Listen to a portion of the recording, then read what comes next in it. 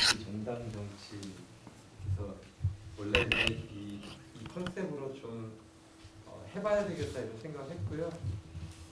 그리고 이제 지금 나타나고 있는 이제 소위 온라인 공간에서 이제 그 세력이 조정되는 과정, 그러니까 세력 균형이 다시 이루어지는 과정이 사실 요 근자의 일만은 아니고 이미 지금 10몇 년 전에 저희가 그 한번 겪었던 일이 다른 매체를 통해서 재현되는 이런 과정이란 말이죠. 해서 이 부분을 다시 한번 들여다봐야겠다라고 생각을 해서 학교에서 그 의뢰가 왔을 때 한번 해보겠습니다라고 했는데요. 아시듯이 유튜브가 문자가 아니라는 거죠. 동영상이라는 거고 그거를 다 이렇게 일일이 들여다봐서 한다는 게 사실 물리적인 한계가 있는데 좀 어느 정도 좀 뭐죠?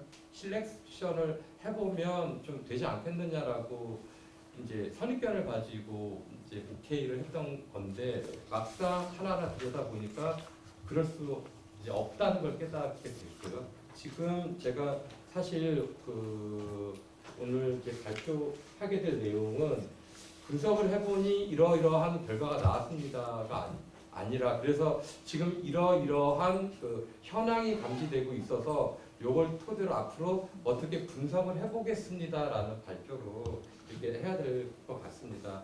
일단 대략적으로 보면 이제 소위 유튜브에서 정치 채널이라고 하는 것들을 확인하고 이제 어느 정도 유의한 영향력을 가지고 있는 것들을 걸러내는 과정도 사실 한 달 가까이 걸렸는데요. 이제 또 그런 채널들도 다 확인을 해봐야 되고 구독자 수라든지 조회수라든지 그다음에 가입 기간이라든지 이념적인 성향이라든지 이렇게 등등등등 있어서 그래서 불가피하게 시기를 좀 앞당겨가지고 자를 수밖에 없었습니다. 그래서 오늘 제가 말씀드리는 건 2018년 10월 14일이 종점이다 라고 이렇게 생각을 하시면 되고요. 그래서 이 기준으로 봤을 때 지금 평균 조회수 기준으로 이제 69개의 채널을 유튜브 채널을 확보를 했는데 최하가 평균 조회수 그러니까 한 채널 안에서도 동영상이 굉장히 많지 않을 겁니까? 그랬을 때 평균 채널 평균 조회수가 개당 823건이 나왔고요. 가장 많은 경우는 상당히 경이롭습니다. 19만 64건 이렇게 형성되어 있습니다. 물론 요거는 다분히 이제 신뢰 그러니까 이 채널을 오픈한 사람과 또 그리고 구독자 간에 신뢰가 상당히 작용을 했을 것 같다. 그래서 이 경우 그러니까 예외적으로 지금 19만 건에 육박하는 이 경우가 누구지라고 해서 보니까 미디어 몽고인데 미디어 몽고는 여러분들이 아마 잘 아는 굉장히 강력한 파워 블로그 특히 2008년도 촛불 집회에서의 정치적 영향력이 굉장히 컸어요. 그 당시에 제가 했던 작업이 온라인의 블로그 네트워크가 어떤 식으로 조형되느냐를 제가 본 적이 있었는데 제 기억에도 미디어 몽고가 그 당시에 블로그 네트워크의 거의 뭡니까 센트럴리티에서 굉장히 높은 위상을 점하고 있었는데 하여튼 이분은 대단하십니다. 그새 또 블로거로 역할을 하면서도 다시 유튜브로 옮겨와서 평균 19만 명이 보고 있는 동영상 채널을 지금 운영하고 있다. 여러분들 지금 요즘에 가장 많이 이제 회자되는 홍카콜라 같은 경우도 현역 정치인 중에서 가장 높이 나와서 홍준표 대표의 동영상 같은 경우는 평균 조회수가 한 14만 건 이상 이렇게 나오고요. 자, 처음에 제가 왜 정당 정치와 1인 정치 이런 식으로 구분을 했었는가 하면 이제 모두에 말씀드린 것처럼 지금 온라인 공간에서 세력이 조정되고 있는 과정이 근자에 새롭게 등장하는 현상이 아니라 소위 16대 대선 이후에 노무현 정부가 등장을 하고 또 그 당시에 대통령이 의회로부터 탄핵 소추를 당하고 그 다음 총선에서 또 대반격이 일어났죠. 대반격이 일어나서 열린 우리당이 군소 정당에서 과반 의석을 넘어서는 정당으로 발돋움하면서 보수 세력에게 가공할 만한 공포를 준 거죠. 일단 왜 그런가 하면 15대 16대 대선에서 권력을 이제까지 한 번도 상실한 바가 없는 보수 세력이 이어서 권력을 상실을 하고 그 다음에 그 당시에 의회가 대통령을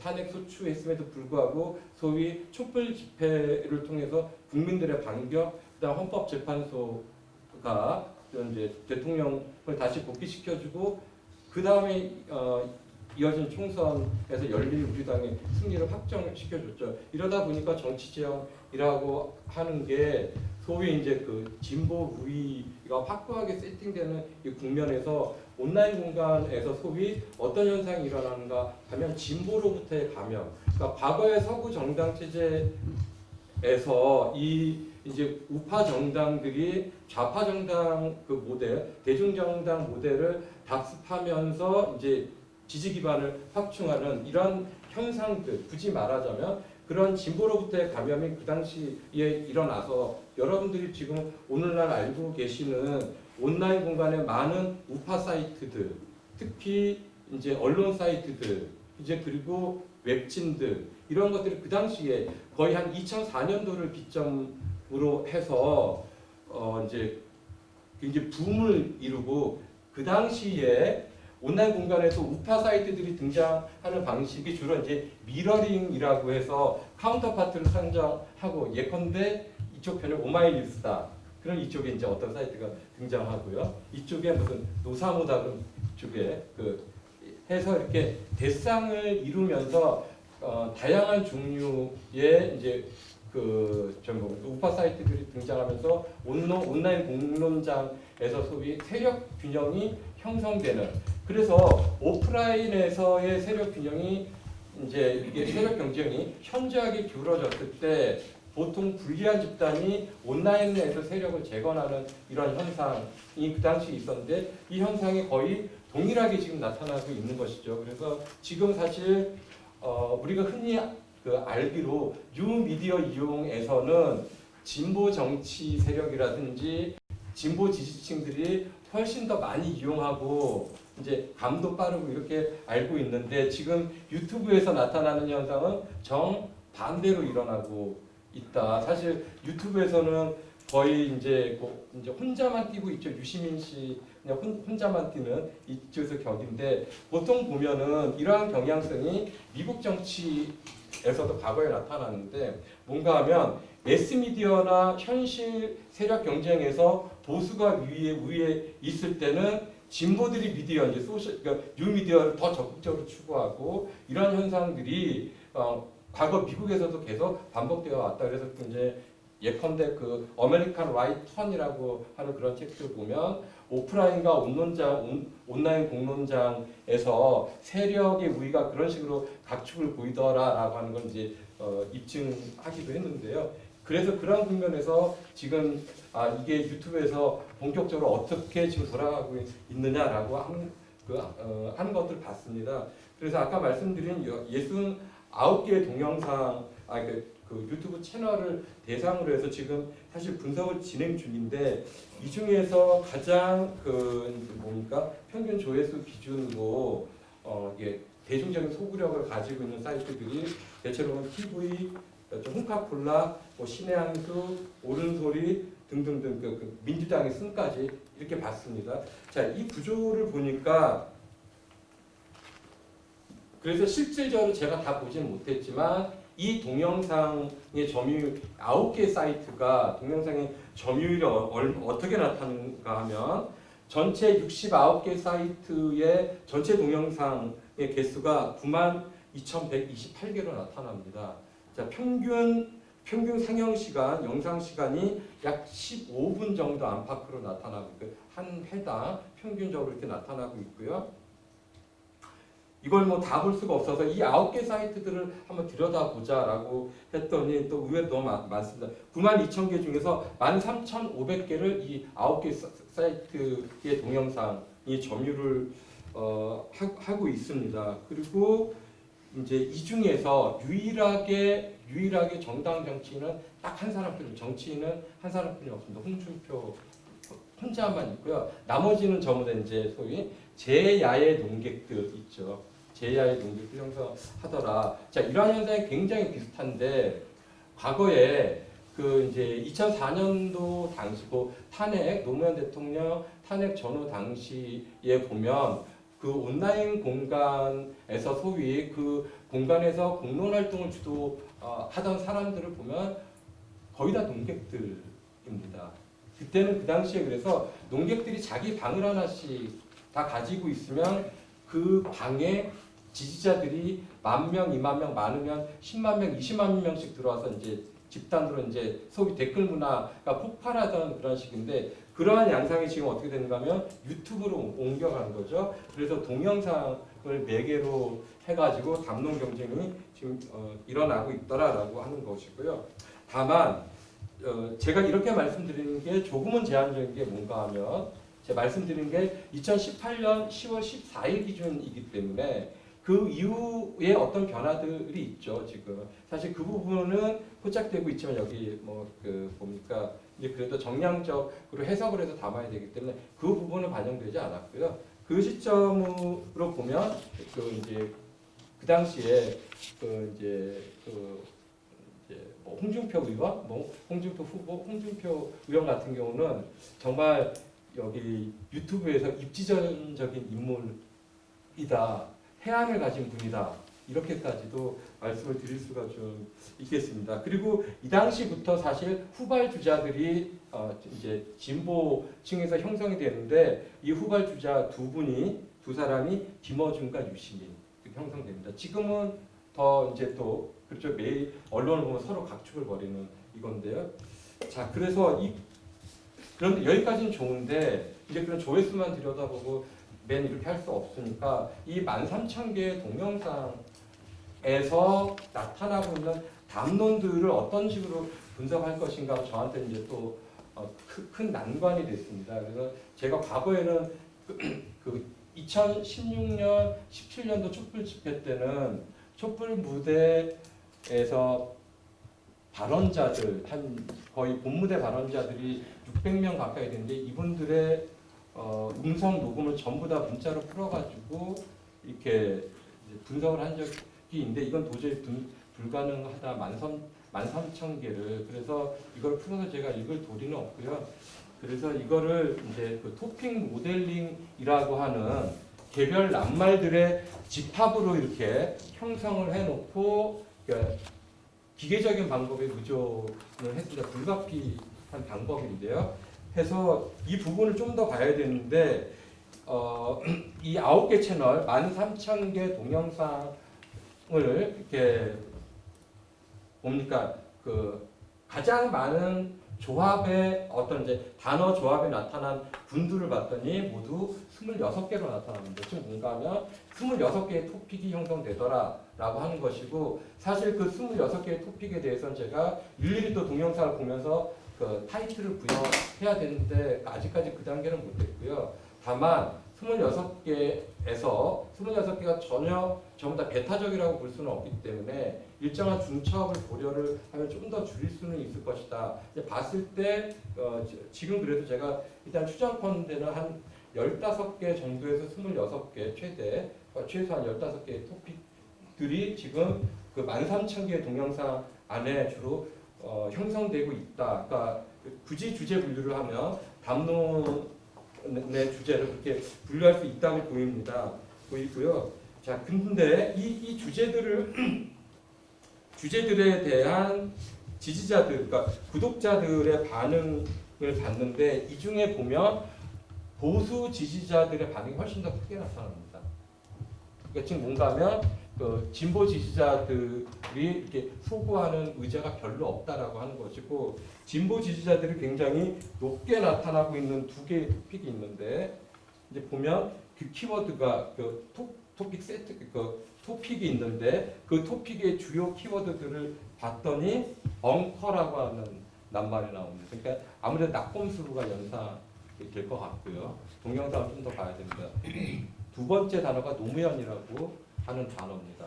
그러니까 구체적인 이슈보다는 그 이제 인물을 중심으로 진보층이 그 온라인에서 담론 경쟁을 하는 반면에 지금 보면 보수 어진자들은 굉장히 많이 형성되어 있습니다. 왜 그런고 하니 지금 현실 집권 세력이 진보층이기 때문에 국정을 운영하기 때문에 비판의 여지들이 굉장히 많은 이거죠. 그러니까 지금 태극기 집회가 계속 지속될 수 있었던 동력들 중에도 그런 것들이 있다고 보이고요. 그리고 또 이렇게 보면요,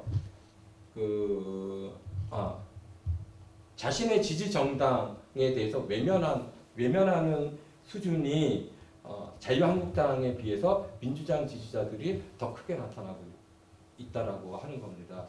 이러한 면도 사실 굉장히 비슷한데 소위 이제 어떤 비판적 지지 아니면 당의 장악. 그러니까 2004 그 탄핵 전후로 보면 진보 진영에서 정당 정치에 팬클럽들이 개입하는 행태를 보면 소위 오늘날 권리당원이라고 불리는 진성당원 논쟁들이 한 2, 3년 동안 아주 가열차게 전개됐어요. 지금 보면 태극기 집회 참가자들이 조직적으로 그러니까 자유한국당에 입당하는 이런 현상들도 아마 비견해 볼 수는 있을 것 같은데 추정입니다만, 그래서 그 이제 정당에 대한 그 이제 온라인 구독자들의 지지도 이런 것들은 좀 보수가 상대적으로 진보보다 강하게 나타난다. 근데 여기에는 이제 또 그밖에 요인도 있을 수 있을 것 같습니다. 여기에서는 참 해석하기가 뭐 한데, 예를 들어서 이제 그 여당 측의 우호적인 채널들 이렇게 보면 또 그 뭐죠? 이게 한 가지 구심만 있는 게 아니라, 예를 들어 이제 이재명 지사 같은 경우 이렇게 보면 그렇죠. 그 이제 민주당 안에서 주류 지지자이지만 또 이재명 지사를 또 뭐 동시에 지지한 데 있어서 호불호가 굉장히 갈리고, 그래서 이러한 부분들, 그래서 그 개인들이 온라인 채널들을 기반으로 해서 정당 정치에 대한 호도를 좀 표출하는 것들이 이 구독과 댓글을 통해서 반복적으로 지금 확인되고 있다라고 하는 것. 지금까지 제가 말씀드리는 게 지금까지 스케치한 결과들입니다. 그래서 제가 더 이렇게 조심스러운 게 일단은 동영상들을 어떻게 하면 13,000개는 다 읽어보면서 할 적은 없고, 어떻게 하면 대표 채널들을 선정을 해서 제가 직접 봐가면서 그 지금 토픽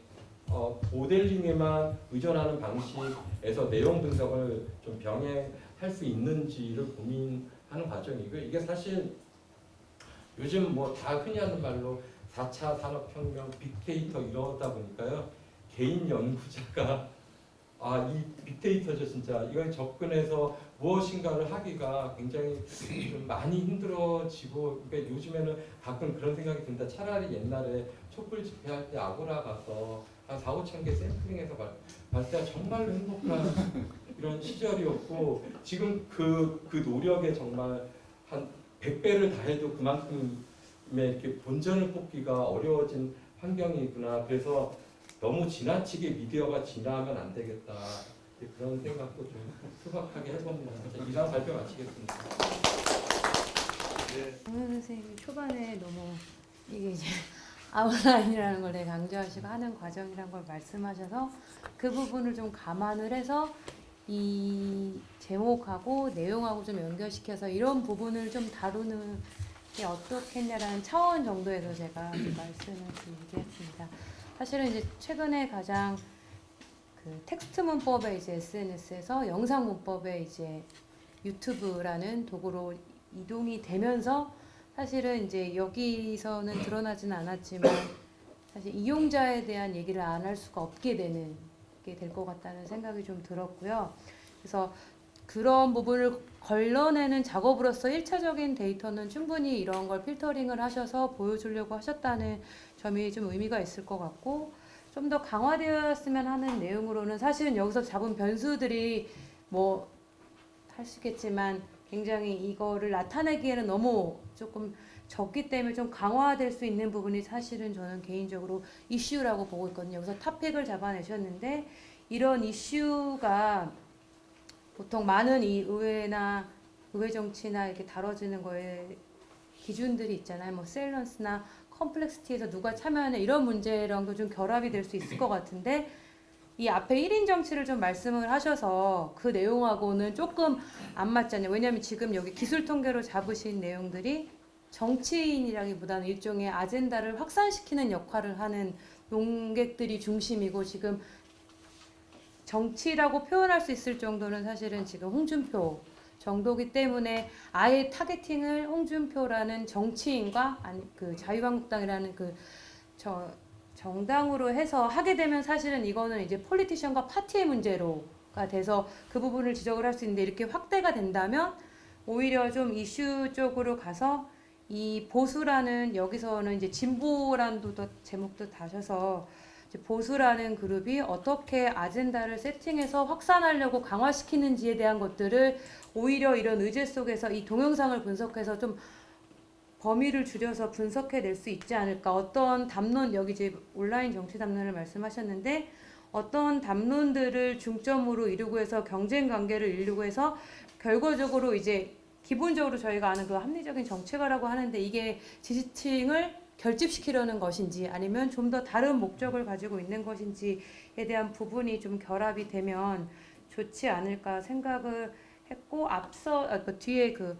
하상 선생님하고 저는 또 비슷한데 사실은 좀 새로운 이게 연구가 가지는 가치가 이 유튜브를 접속하는 이용자를 사실 저희가 확인을 할 수는 없지만 여기에 결합되는 것들이 대부분이 이제 링크를 따라서 접속을 하게 돼서 하는 그러니까 이 경로도 사실 문제가 될 텐데요. 이 홍카콜라를 구독하는 사람들의 특징이 우리가 이제 기술적으로 확인은 못하지만 이 보수 정당을 지지하는 젊은 세대라기보다는 좀 나이 드신 분일 수도 있다는 가능성을 좀 넣어서 본다면 어떻게 이 담론을 해서 이것들이 실질적으로 이 정당 정치로 연결될 수 있는지 고리를 찾지 않을까 좀 생각을 해서 그 부분을 했고 또 다른 한편으로 아까 말씀드린 그 보수의 아젠다 확산과 관련해서는 이런 것들이 정말 그럼 자유한국당의 아젠다와 어떻게 결합이 되는 건지를 좀 만약에 설명을 해주시면 굉장히 의미가 있지 않을까라는 생각이 들어서 그런 부분들을 좀